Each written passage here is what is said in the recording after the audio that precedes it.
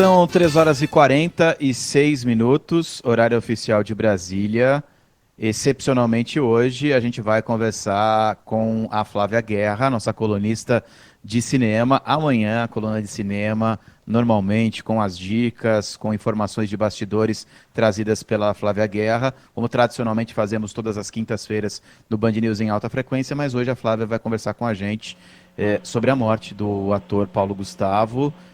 A gente falou bastante na programação da Band News FM, as pessoas também estão acompanhando um legado gigantesco que ele deixa em todos os setores e no cinema também, né, Flávia? Obrigado por atender a gente num horário excepcional. Tudo bem com você?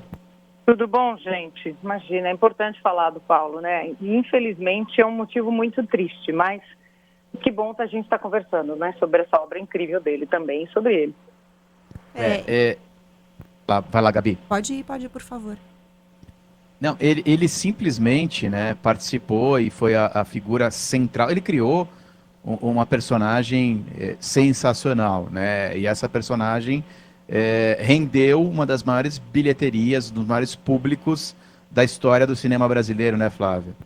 Com certeza, a maior, né? Apenas, assim, não só a trilogia da Dona Hermínia, né? Minha Mãe é uma Peça, mas como A Minha Mãe é uma Peça 3, né? O filme é a maior, historicamente, a maior bilheteria do Brasil, com mais de 180 milhões de renda, né? De fato, e mais de 11 milhões e 600 mil espectadores. Sabe o que é isso, gente? Levar 11 milhões de pessoas para o cinema não é fácil. Pré-pandemia já era difícil. Né? Então, assim, o filme foi lançado no final de 2019, bateu Star Wars, bateu Frozen 2 naquela época, o que pra gente que trabalha com cinema, a gente sabe que é uma vitória grande, porque o cinema brasileiro sempre luta pelo seu lugar, né, ao lado de grandes produções. Então, assim, não é por acaso, né, que Dona Hermínia alcançou o coração da gente, e é maravilhoso saber que teve uma pessoa que tem ainda, porque o trabalho dele está aí, que conseguiu se comunicar com todos os brasileiros, né? Acho que isso é um grande legado dele, né? Não é um tipo de público mais cult, o outro menos. Todo mundo, né, sabe quem é a Dona Hermínia, o Paulo Gustavo, todo mundo deu ou dá ou vai dar risada com eles, né? Eu ia falar isso, Flávia, que a diversidade do público, né? Como ele conseguiu atrair gente de todas as idades, de diferentes classes sociais, enfim, gente muito diferente que gostava da personagem, gosta da personagem, gosta dele. É difícil a gente encontrar uma figura que é praticamente unânime, e a gente viu pelas manifestações muito carinho dedicado a ele, né?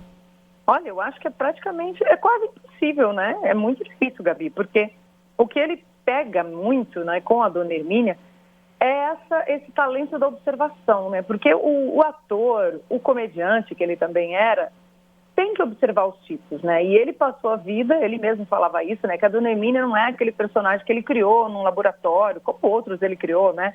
Ele tinha vários personagens. É um personagem de uma vida inteira, né? Observando a mãe, a tia, né? A avó, as mulheres da família, as mulheres brasileiras.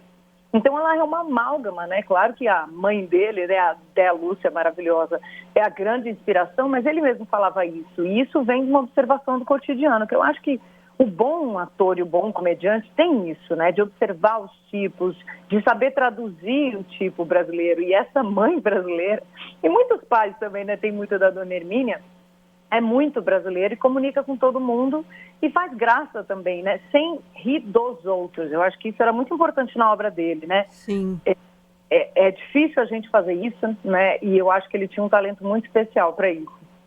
O humor às vezes cai nesse lugar, né? De rir dos outros, e ele não caía. Não, ele ria de si mesmo, né? Claro. E ele sempre falava assim, né? Eu entrevistei algumas vezes nos lançamentos dos filmes, né? E ele sempre falava, né? Ele ri, ele faz tipos. Ele fez, por exemplo, o cabeleireiro da personagem da Lília Cabral em Divan, né? Que ele tinha um bordão, né? Que era o Repica Renê, né? Que todas as mulheres brincavam com isso, que era um personagem homossexual, cabeleireiro, aquele tipo, né? Que já foi alvo de tanta piada, mas ele fazia com uma sagacidade, um humor, não só a Dona Hermínia, né? Eu gosto é a Senhora dos Absurdos, né? Que é uma senhora reacionária, ultraconservadora, então ele sabia rir da elite brasileira também, e com a gente, de um jeito muito interessante. Fazia vários tipos, né? Tipos, até o machão ele também fazia. Então é legal a gente ver como ele tinha muita versatilidade.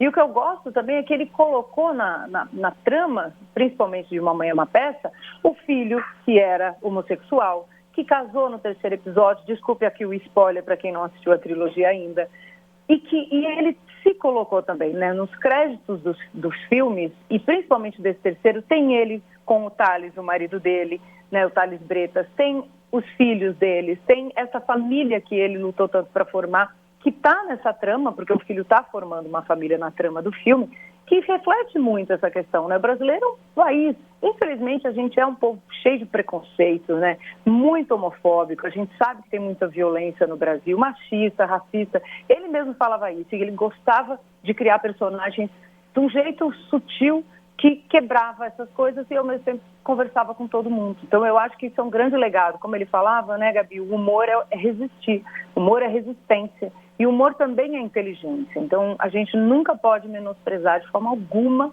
o papel social que o humor tem. Nesse sentido, ele tinha um papel imenso, né? E eu adorei quando você falou nele no presente, né? Porque pessoas desse tamanho continuam. O legado dessas pessoas continua e vai continuar por um bom tempo. Flávia Guerra participando do Band News em alta frequência nesta quarta-feira. Volta a conversar com a gente no horário habitual amanhã. Até lá, Flávia. É lá, e ó, só lembrando, os filmes do Paulo, tanto os que ele atuou quanto os que ele, né, criou, eles estão aí no pay-per-view para a gente assistir, então eu acho que é sempre tempo da gente prestigiar a obra dele. Obrigada, Isso é muito Flávia. importante. Isso é muito importante, dá para prestigiar a obra dele, sim. Valeu, Flávia, até amanhã. Até.